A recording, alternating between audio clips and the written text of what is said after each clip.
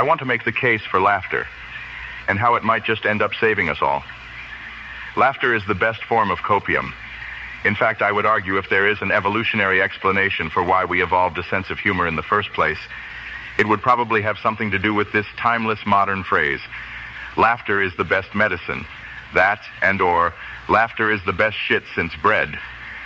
Alongside a good dose of placebo soup, a chuckle in hard times can sometimes mean the difference between giving up and perseverance, and/or laughing in your adversaries' faces as you defile the corpses of the people who were previously laughing in your face for whatever reason. Laughing in the face of death is what might have kept us moving on the steady trajectory towards longer lifespans and better quality of life, and/or the ability to make light out of otherwise potentially generationally induced, deep-seated genetic trauma, the sort of generational scarring that carries a lot of inherent harm. I think a healthy dose of humor in one's life can aid in longevity and mental well-being. It's easier in today's modern world of screens and 24/7 instant gratification. A good laugh is easy to find, but the community and trust that is objectively built and maintained in the physical sense is shrinking in comparison to the growth of the new media landscape. This doesn't mean the communities that form bonds through humor in the real world are going away. On the contrary, they are growing, but relative to the growth of their new online counterparts. There really is no competition. Cyber humor wins the day through sheer and blinding volume.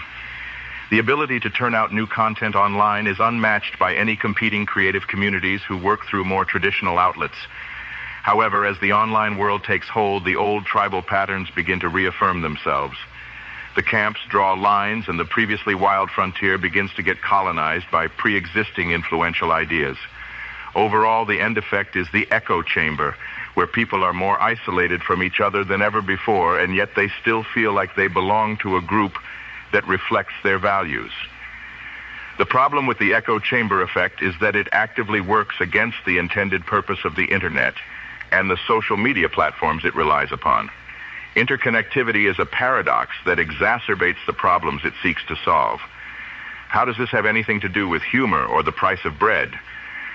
Well, the internet is a paradoxical communication system developed by a civilization that was built upon secrets, lies, half-truths, noble lies, good intentions, and more lies.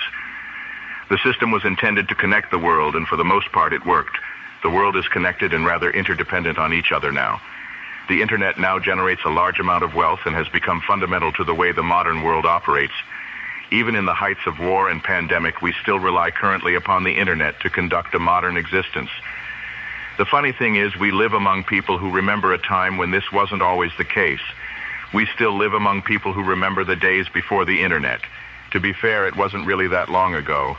A larger proportion of my life has been lived with internet than without it. But I still remember a brief and strangely romanticized moment in time in my youth, before the age of the online world had crept in, and things may have been simpler, but they were not happier. There was still shit going on in the world that gave people reason to complain and do terrible things.